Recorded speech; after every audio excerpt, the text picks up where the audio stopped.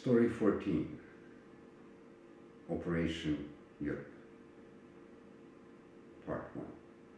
While organized corruption in the city of Zagreb was investing serious resources in burying the PSD in our case against them and silencing me personally, as I described in the previous video, the corruption reports on all levels were still coming to our office on a daily basis. In one of really obscure scenarios that we never expected, one of the members of the international organized crime got in contact with us through trusted police source. As his boss wanted to assassinate him and he was on a run and hiding, he was ready and willing to testify about his crimes and crimes of all other members of his group and provide information and insight into different other criminal groups that he cooperated with. However, he did not trust the police, as in his previous attempts to do something about his situation, they indicated and showed to him that they are in close cooperation with his boss. In addition to that,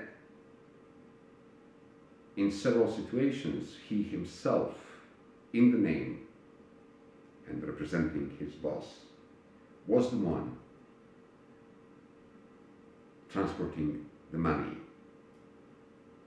for the police officers that were cooperating with his boss. Money meaning bribery. As PSD, at the time, in our corruption documentation and monitoring project, did not foresee such scenario. We did not have protocols for such cases.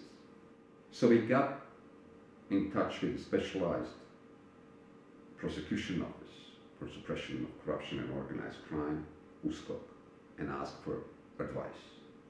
Based on this advice, and accompanied by one police officer that the source agreed to, we started documenting the case. So we all agreed that PSD will facilitate his testimonial and provide information to the criminal justice system under the code name for exchange of documents and information, Operation Europe. This testimonial, including video recordings, photos, the material evidence, started revealing scary facts about organized crime involved in international drug and human trafficking, weapon smuggling, child trafficking, murders, and the international chain of corruption that initially covered 5 countries: Bosnia and Herzegovina, Serbia, Croatia, Slovenia, Italy, and later as well Austria, Belgium, Germany, and the Netherlands.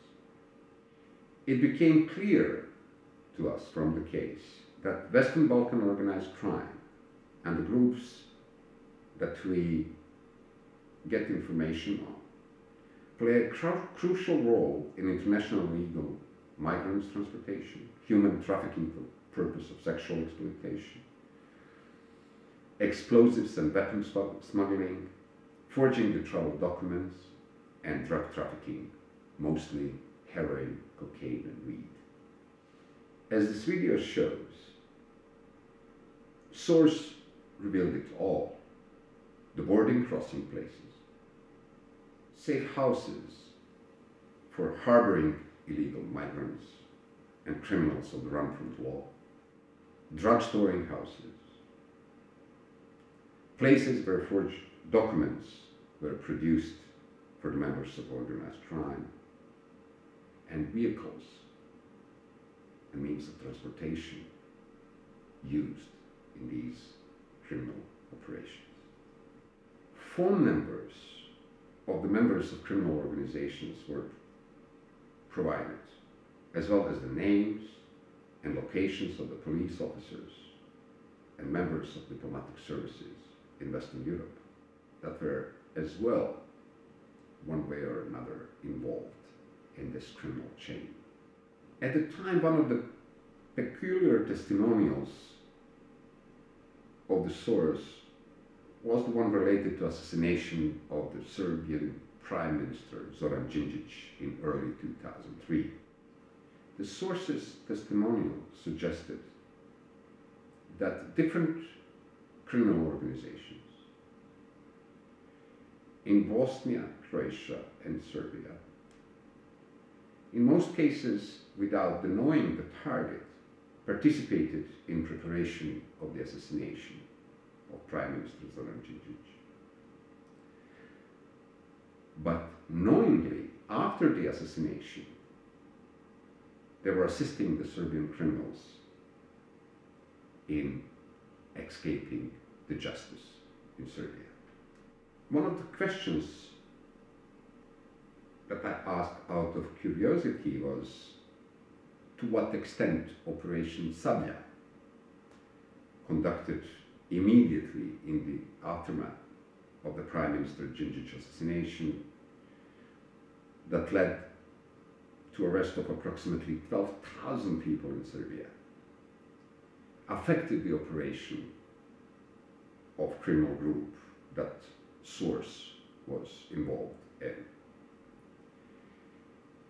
And his response to my question was quite worrying. He stated that for approximately 15 days or 2 weeks, the network that he worked with went quiet. And that created, for 2 weeks, only 2 weeks, distortion of the drug market in Western Balkans. But that after 2 weeks, the business was as usual, as there were new links and new people replacing the old connections. With all of that provided to the criminal justice system, we had high hopes. But after the first wave of enthusiasm of the actors in criminal justice system, that suggested to us that Operation Europe might actually significantly damage the organized crime operations, the unexplainable delays in actions started happening, and we could not explain the reasons of such delays. As some of you already know, we are in this last effort to change the way we think and act against corruption. And here is what I want you to do. Subscribe to our YouTube channel. Follow our Facebook, Twitter, and Instagram accounts. And every day, take 10 minutes of your life. Watch the video, share it, and ask your friends to share it further. If we succeed in this, they cannot stop it. Finally, participate. For each video, I want you to become a juror and adjudicate and give your opinion on what you believe is the truth and what you believe is right and wrong done by different actors. If you want to save others in this fight, donate to the account on the screen under the title Save the Fight. That's all what I want from you. Everything else will be done by me and only me. Thank you very much.